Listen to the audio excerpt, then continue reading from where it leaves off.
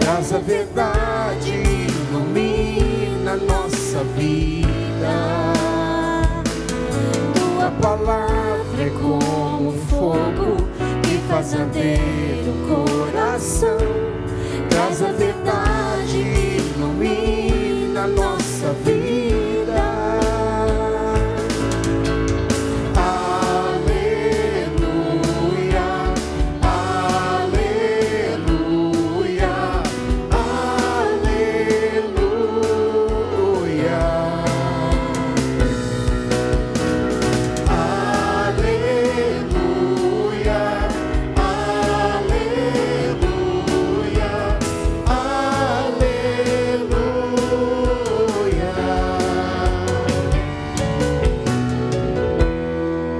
O Senhor esteja convosco. Ele está no meio de nós. Proclamação do Evangelho de Jesus Cristo segundo São Mateus. Glória a vós, Senhor. Naquele tempo disse Jesus a seus apóstolos: não tenhais medo dos homens, pois nada há de encoberto que não seja revelado, e nada há de escondido que não seja conhecido. O que vos digo na escuridão, dizei-o à luz do dia. O que escutais ao pé do ouvido, proclamai-o sobre os telhados. Não tenhais medo daqueles que matam o corpo, mas não podem matar a alma. Pelo contrário, temei aquele que pode destruir a alma e o corpo no inferno. Não se vendem 2 pardais por algumas moedas?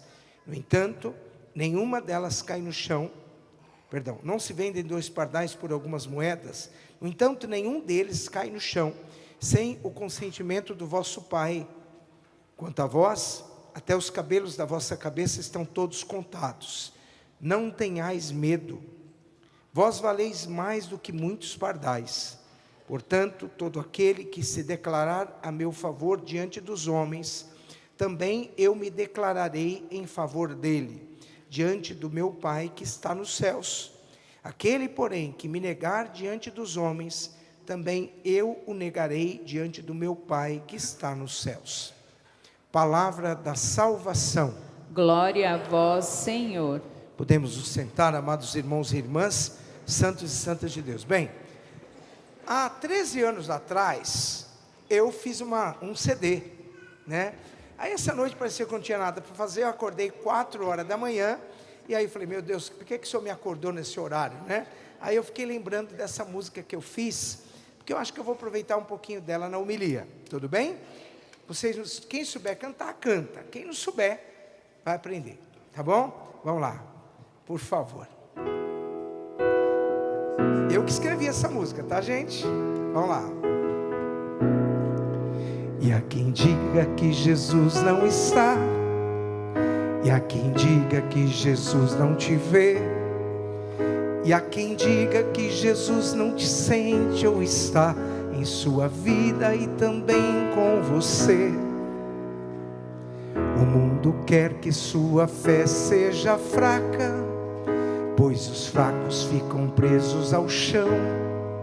Levanta agora, tenha coragem, Deus te ama e te vê, meu irmão. Olhe para trás e se pergunte agora: onde estão os que falaram de Deus? Sua história se perdeu com o tempo. Sempre disseram, o meu Deus só sou eu. Só em Jesus é que faremos história. Só com Ele plantaremos amor. Só com Ele colheremos os frutos, estes frutos que Ele mesmo plantou. Olha o refrão juntos. Levanta, levanta, Jesus está com você. Levanta, levanta, Ele te cuida e te vê. Mais uma vez. Levanta, levanta, Jesus está com você. Levanta, levanta, Ele te cuida e te vê. Só em Jesus é que faremos história, só com Ele plantaremos amor, só com Ele colheremos os frutos, estes frutos que Ele mesmo plantou. Plante história, plante vida e paz, e não deixem que te roube o melhor. E o melhor é sempre estarmos com Cristo, juntos a Ele não estaremos mais sós. Levanta, canta, vai. Levanta, levanta, Jesus está com você. Levanta, levanta, Ele te cuida e te vê. Mais uma vez, vai. Levanta, Jesus está com você. Levanta, levanta, Ele te cuida e te vê. Amém? Essa música, espero que vocês tenham gostado. Fazia tempo que eu não cantava, tá bom? Vamos lá. E aí, meus irmãos, eu acho que eu queria aproveitar essa música porque tem um refrão que diz, uma parte dela que diz assim: só em Jesus é que faremos história, só com Ele plantaremos amor, só com Ele colheremos os frutos, esses frutos que Ele mesmo plantou. Então eu queria muito, nesse momento, que vocês fizessem uma reflexão rapidinho, né? Qual o comprometimento que nós temos com esse Jesus, né?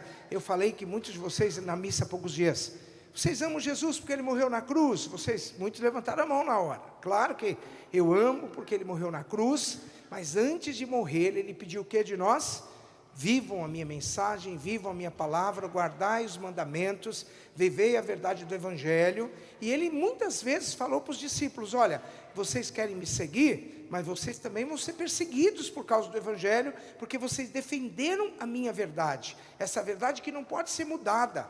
Tinha uma cantora aí, uma apresentadora, que esses dias fez uma bobagem, porque tem gente que não pensa na hora que fala, falou que a Bíblia tinha que ser reescrita, viram?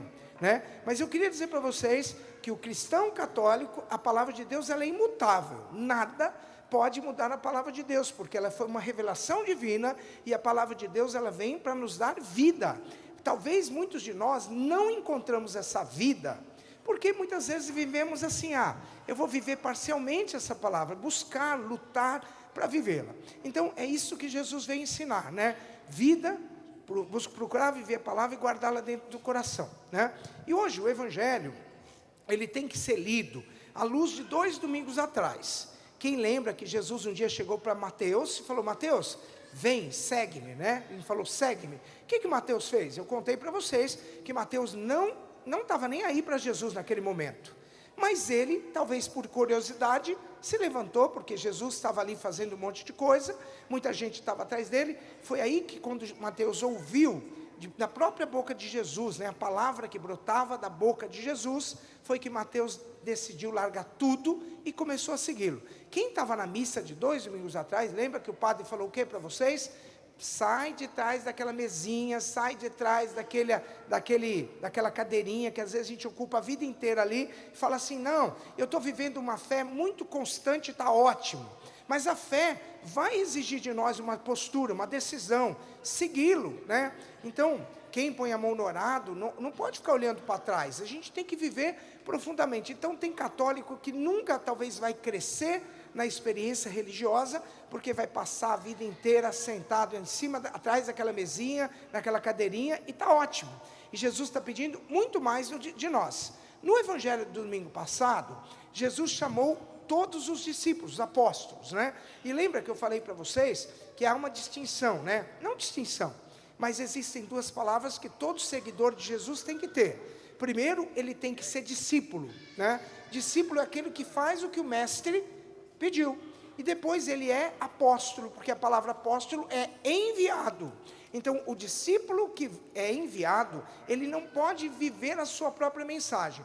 Então lembra, domingo passado que eu falei, que todo discípulo de Jesus tem que viver esses 2 pensamentos. Ele tem que ser uma pessoa de misericórdia. O discípulo, ele tem que ser o sinal da misericórdia de Deus no mundo, em tudo que ele vai fazer. e o homem tem que ser o homem da gratuidade. De graça nós recebemos e de graça nós devemos dar. Nós não podemos um dia nos colocarmos para falar de Deus e querermos benefícios porque nós estamos falando de Deus. E aí, nós corremos o grande risco, meus irmãos, de não falarmos a verdade do Senhor e pregarmos a nossa própria verdade. Então, quando nós começamos a anunciar nós mesmos, aí o evangelho vai sendo tirado do nosso coração e ele não vai produzir o efeito. Então, sermos homens de misericórdia e homens de gratuidade. De graça eu recebi de Deus e de graça eu quero dar. Eu quero ser um pouco mais do que eu já fui até agora. Tudo bem? Pode parar a homilia por aí? Não, que agora que vai começar. E aí, meus irmãos e minhas irmãs, entrando nesse momento tão importante, a gente pega o evangelho de hoje, né? Então, para a gente entender o evangelho de hoje, a gente tem que lembrar que quem escreveu o evangelho foi Mateus, aquele mesmo Mateus que naquele momento estava meio indiferente, mas depois ele cresceu na fé e ele dá o testemunho no evangelho de como foi a conversão dele, né? Então ele decidiu, eu não posso ficar mais atrás da mesinha, eu quero levar o evangelho. Quando Mateus terminou de escrever o evangelho, era entre os anos 80 e os anos 90 depois de Cristo. Então, tinham passado, Jesus morreu com 33 anos, já tinham passado praticamente 50 anos, 60 anos quase, né? Da morte, 57, bem dizer, né? E aí o que aconteceu? Naquele momento em que, eu fiz a conta certa, foi, né? Acho que é 57, vamos lá, depois a gente calcula aí. Calcula para mim, depois a gente fala, tá bom? 90 menos 33 é 57, não é isso? Opa, estou bom de matemática. E aí, o que aconteceu? Mais ou menos 57 anos depois, é que Mateus terminou de escrever o evangelho dele. Mas tem que entender tudo o que aconteceu, porque a gente lê a Bíblia e fala assim, eu vou ler a Bíblia do jeito que ela está aí e vou entender. Não, não é assim que lê a Bíblia. Para a gente estudar a Bíblia, lá, o Thomas aí, testemunha, no seminário a gente tem que entender sociologia, geografia, história, né, a história das religiões, para você conseguir chegar a interpretar a palavra de Deus de modo perfeito. E aí o que acontece? De modo particular, a cultura daquela época, do que estava acontecendo. Vamos lá. Historicamente, o que estava acontecendo lá naquele período da vida de que Mateus terminou de escrever o Evangelho, já havia 50 e tantos anos que Jesus havia morrido, mas a palavra de Deus era viva, ela continuava se espalhando, né?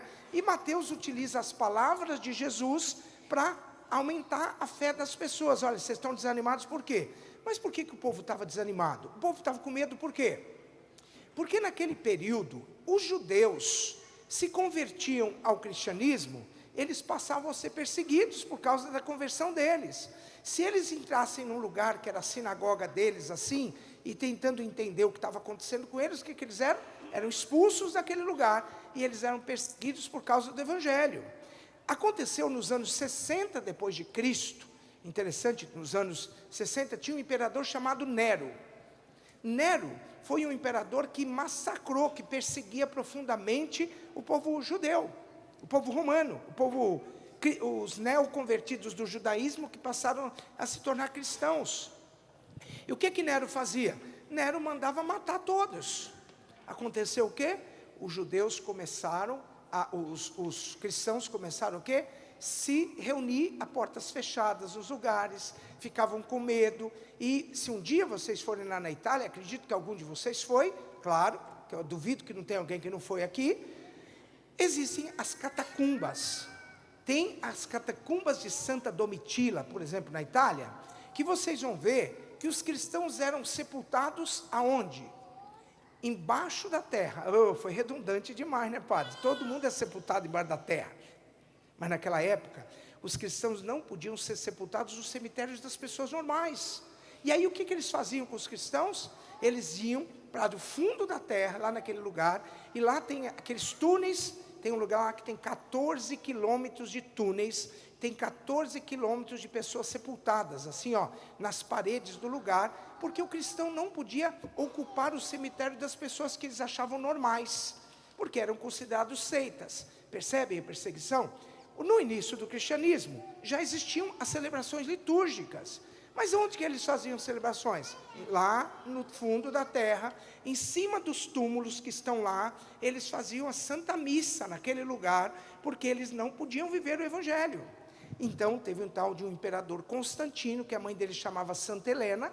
A mãe dele se converteu, e foi a partir da conversão de Santa Helena, que o filho dela, Constantino, também se converteu, e aí a igreja passou a ser conhecida como a igreja oficial do Estado, naquele momento da história. Então, foi nesse momento que houve um alívio na perseguição que todo mundo recebia. Aí eu vou perguntar para vocês, a perseguição aconteceu no passado, mas será que a perseguição aos cristãos acabou? Sim ou não? Vocês viram o que está acontecendo. O padre não pode deixar de falar para vocês, porque a gente corre o risco de pensar assim, o que eu tenho a ver com tudo isso que está acontecendo no mundo? Tudo, né? Nós não somos irmãos dos irmãos que estão na Nicarágua, por exemplo? Aquele Daniel Ortega lá que mata os cristãos, que persegue cristãos, e tem um monte de gente que está indiferente, acha assim, isso nunca vai chegar no Brasil. Desculpa, gente, vai chegar. E chega de uma forma sutil, e depois fica uma forma, era velado, e se torna uma forma transparente. Olha, quantas redes sociais que vocês têm, que quando a gente vai botar uma mensagem de Deus, ou fala uma mensagem religiosa, nós somos podados porque nós estamos anunciando Cristo. Quantos cristãos que estão morrendo na Nicarágua, que estão morrendo em várias partes do mundo, por quê? Porque o Evangelho está sendo podado de ser anunciado. Mas Jesus um dia falou para os discípulos o quê? Vocês serão meus discípulos, né? Vocês vão ganhar muito mais coisas, mas com perseguições. Então, o que eu quero dizer para vocês? Vocês sabem que um tempo atrás, aqui no santuário, a gente recebeu alguns irmãos nicaragüenses, jovens que vieram de lá, expulsos, precisaram abandonar sua família. Eu conversei com um padre da Nicarágua, que ele contou para mim o quê? Que naquele momento, ele estava lá, e quantas vezes ele estava lá perto da paróquia, e a casa dele, ou a casa de pessoas, eram metralhadas pelo regime do Daniel, daquele homem, que ele não vou falar mais. Aí, o que acontece? Eles eram perseguidos. Um menino chegou aqui, e nós ajudamos a uma cirurgia para ele. Ele ficou 6 meses amarrado, sem ele poder movimentar o corpo dele, e ele perdeu os movimentos do braço. Aí o que aconteceu? Precisamos da ajuda de um paroquiano nosso aqui, que ele é ortopedista, ele conseguiu o hospital, e nós conseguimos restaurar o braço do menino. Embora o braço dele hoje seja todo deficiente, ele não perdeu o movimento agora, porque o médico conseguiu ligar os nervos que tinham sido, um monte de coisa tinha acontecido com ele. E aí vocês percebem o seguinte, tem gente que ainda apoia um cara daquele. Tem gente que acha que é normal. Não, isso aí é invenção da mídia, invenção. Não, gente, eu sou uma pessoa que eu vi, eu conversei, eu testemunhei, o padre me ligou, os meus amigos vieram aqui. Então tem gente que acha que é normal. Então a gente vê a igreja perseguida no mundo, porque ela prega o Evangelho. E o que Jesus então está falando para nós no Evangelho? Está falando o seguinte, primeiro que eu quero acordar para vocês, sai da sua catacumba. Ouviram o que o padre está falando? Sai da sua catacumba. Você não é católico de ficar escondido com o seu testemunho de fé. Você não pode ser um católico que de repente agora, diante da conveniência social, eu não vou falar nada, eu vou ficar quieto, eu não vou falar a minha verdade, eu não vou dar o meu testemunho de fé. Tem um monte de cristão que está lá dentro da catacumba ainda. E Jesus está dizendo o que no Evangelho de hoje? Ele está falando assim, não tenhas medo. Depois ele diz, não tenhas medo. Depois ele diz, não tenhas medo. Quando Jesus estava indo para o céu na ascensão, o que ele falou para nós? Ele disse assim, eu vou, mas eu estarei sempre com vocês. Então essa fé, essa presença real de Deus na nossa vida, vai nos ensinar o quê? Eu vos ensinarei tudo que vocês deverão falar agora. Ele vai dizer o quê? Cuidado com aqueles que... Tomem cuidado não com aqueles que matam o corpo, mas tenham cuidado com aqueles que matam a alma, que tiram o nosso direito de estar no céu. Então tem um monte de cristão católico que fica batendo palma ou que fica omisso. Quantos de nós, meus irmãos, embora a gente tenha nossas recriações, eu fico olhando, por exemplo, essas famílias que ficam bitoladas em telenovelas, no qual a gente começa a ver tanta coisa deturpada, a gente fica preocupado com telejornais, por exemplo, que não estão anunciando a verdade do que está acontecendo no mundo, que estão se omitindo diante da verdade por conveniência, olha o meu dedo aqui, sabe? Então nós precisamos pensar, o que nós católicos somos? Nós somos testemunhas desse Evangelho, nós precisamos proclamar, e muitas vezes a proclamação do Evangelho, ela vai exigir de nós o quê? Coragem, uma coragem que é só quem dá é Deus. Agora, muitos de vocês vão acolher essa mensagem, mas eu queria lembrar vocês poderão um dia estar diante de Deus e falar assim: Senhor, eu estava lá naquela missa no dia 25 de junho de 2023, às 10 horas da manhã, lá no Santuário Nossa Senhora de Fátima. Deus vai olhar para nós e vai falar o quê? Não vos conheço. Sabe por quê? Porque quando eu precisei de você, para você abrir o coração das pessoas e dar o meu testemunho, você não deu. Eu te dei todos os motivos reais para que você proclamasse a fé e você não proclamou. Eu te dei toda a força necessária para você denunciar o mal que está acontecendo e não deu. E a gente vê autoridades religiosas em silêncio, a gente vê um monte de gente em silêncio, a gente vê a mídia em silêncio, a gente vê tudo em silêncio, e o problema é que a gente está vendo cristão em silêncio. Eu amo Cristo ou não amo? Então, para encerrar, eu quero encerrar não, que eu vou demorar um pouquinho ainda. Aí eu queria dizer para vocês o seguinte: existe o Salmo 23, o que ele fala? Ainda que eu passe pelo vale das sombras da morte, nenhum mal ainda que eu passe pelo vale das sombras da morte, nenhum mal temerei. Então, cristão não tem que ter medo, tem que falar com coragem.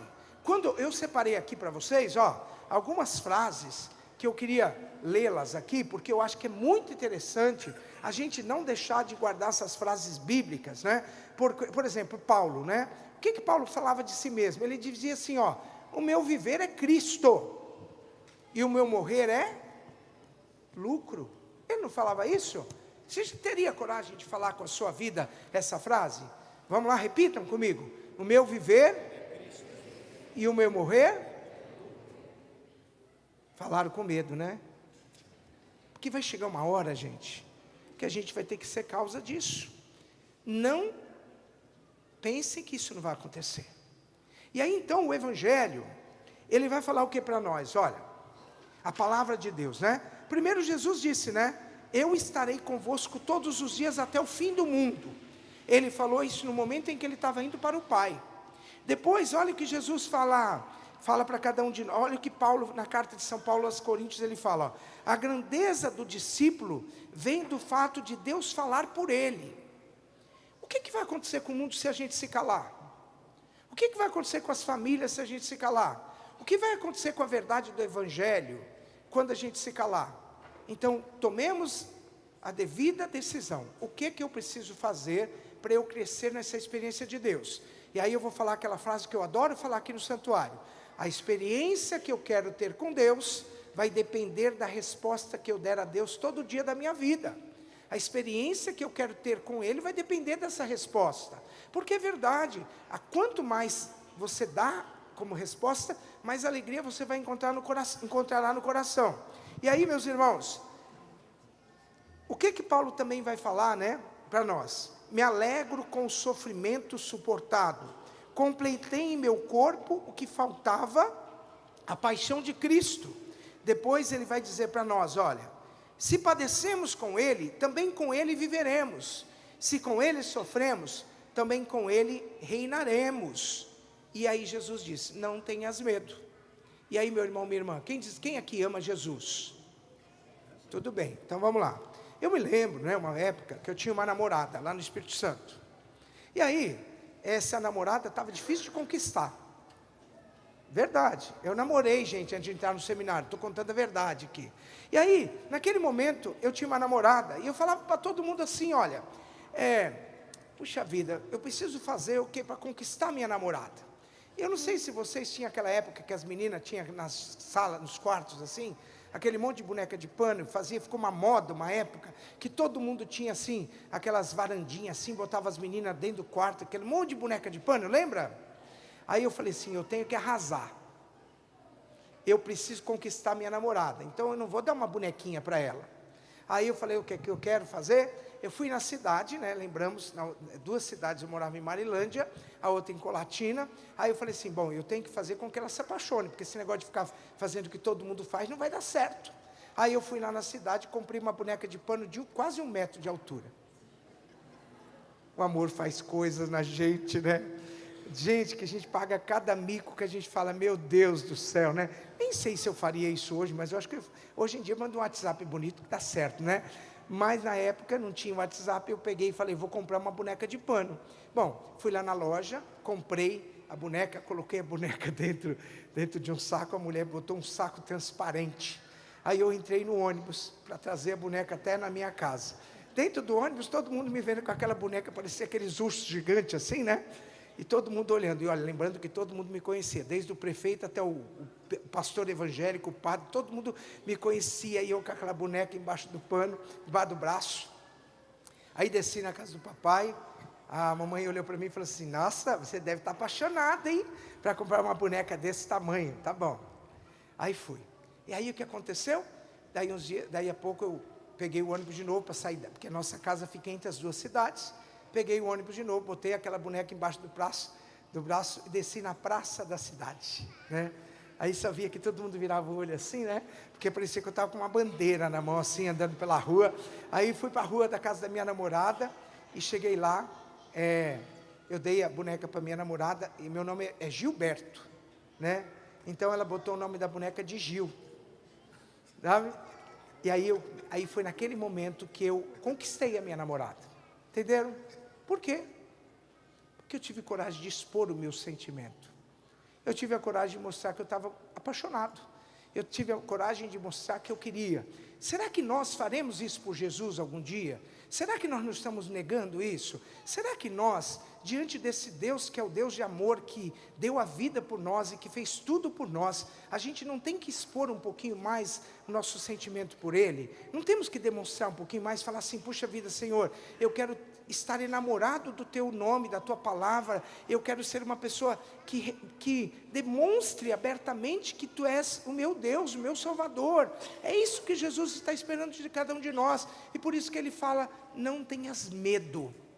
Portanto, meus irmãos, é isso que Jesus espera de nós. Vamos falar, viver o Evangelho, e lembremos que vai ter perseguição. Agora deixa eu fazer uma pergunta, porque eu adoro falar nesses dias assim. Quem aqui tem alguma tempestade que está atravessando de vez em quando? Levanta a mão. Você é normal, parabéns, Deus abençoe. Agora, quem levantou a mão, eu queria dizer, a sua tempestade não vai passar. Se ela passar, ela passa hoje, mas amanhã virá outra. Se você estiver atravessando um deserto, eu te digo, o deserto vai acabar, mas virá um outro deserto para você passar. O que mais me alegra o coração é eu saber que a minha fé é tão madura, que eu não amo a Deus por causa das flores que eu recebo por causa do Evangelho, mas eu amo a Deus por causa das cruzes do Evangelho. É por isso que eu amo Jesus. E eu acho lindo quando eu vejo um católico convicto a ponto de ele dizer, eu tenho uma fé tão forte de testemunho, que eu sei que a luta sempre virá. Mas o grande problema do cristão é isso que eu vou falar agora. Pedro era aquele cara que estava lá no meio do mar agitado. Aí Pedro viu que Jesus vinha caminhando sobre as águas, não foi? E naquele momento ele falou assim, é um fantasma, quem é que está vindo ali? Aí de repente Jesus disse assim, ó, olha que voz, hein? Sou eu. Gente, quando eu leio esse evangelho eu fico arrepiado. Você imagina eu diante do Senhor ouvindo claramente Ele falando assim, ó, sou eu. Se és tu, Senhor, disse Pedro, manda-me ir caminhando até as águas, sobre as águas ao teu encontro, que Jesus vinha caminhando. Aí ele falou assim, vem. É assim que Deus fala. É tão pessoal a palavra dele, né? Vem. E aí o que ele fez? Ele foi caminhando. É assim a vida da gente, ó. Jesus está lá e eu estou indo. De repente, eu olho para Jesus. Mas tem hora na minha vida que eu sou tentado a não olhar para o olho dele. e eu prefiro olhar para a tempestade. Eu prefiro olhar para o medo. Eu prefiro olhar para a marolinha que está vindo ali. E aí o que acontece? Isso vai me fazer afundar. Mas quando eu olho para os olhos de Jesus, com olhos fixos nele, eu nunca vou afundar. Passo por medo, passo por luta, mas eu nunca vou afundar. Amém? Se você estiver vivendo um momento desse, talvez entenda uma coisa: você esteja olhando para o lugar errado. Desculpa, o padre está falando isso com vocês. Às vezes nós estamos olhando para o lugar errado. Olha para o lugar certo, para a direção certa. E quando a gente tem Deus no coração, Ele vai dizer para vocês o quê? Não tenhas medo, vem. Não é assim? Não tenhas medo, vem. Vamos lá. Vamos cantar essa música? Não tenhas medo. Fala para quem está do seu lado. Não tenhas medo, Jesus conta com você. Pode falar para quem está do seu lado. Não tenhas medo, Jesus conta com você. Vamos cantar.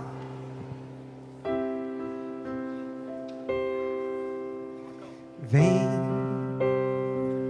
que a tempestade já não pode te abalar.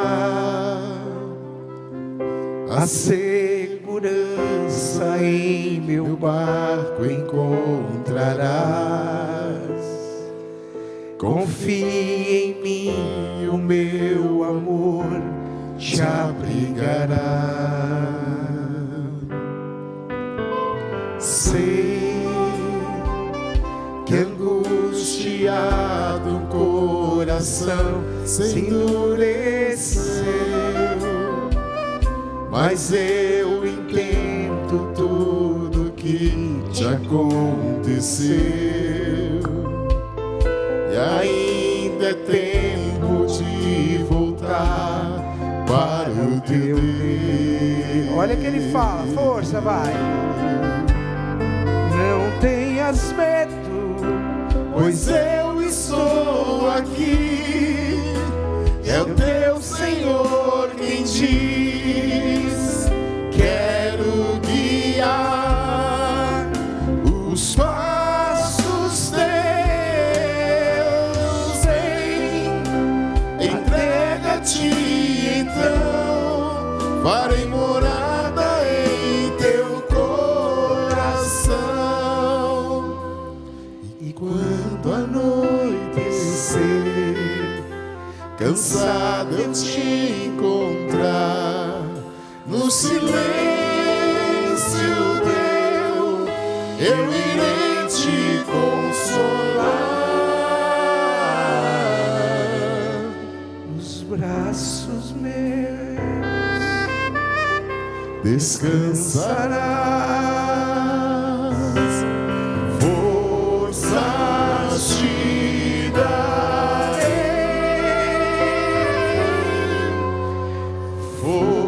forças te darei. Aperta a mão da pessoa que está do seu lado e canta de novo. Não tenhas medo, vai. Não tenhas medo, pois eu estou aqui. É o teu Senhor quem diz: quero guiar os passos teus. Entrega-te então, farei morada em teu coração. E quando anoitecer, cansado eu te encontrar, no silêncio teu eu irei te consolar. Nos braços meus descansarás. Forças te darei. Forças te darei. Amém. Todos de pé, creio em Deus Pai Todo-Poderoso, Criador do céu e da terra, e em Jesus Cristo, seu único Filho, nosso Senhor, que foi concebido pelo poder do Espírito Santo, nasceu da Virgem Maria, padeceu sob Pôncio Pilatos, foi crucificado, morto e sepultado, desceu à mansão dos mortos, ressuscitou ao terceiro dia, subiu aos céus, está sentado à direita de Deus Pai Todo-Poderoso, de onde há de vir a julgar os vivos e os mortos. Creio no Espírito Santo, na Santa Igreja Católica, na comunhão dos santos, na remissão dos pecados, na ressurreição da carne, na vida eterna. Amém.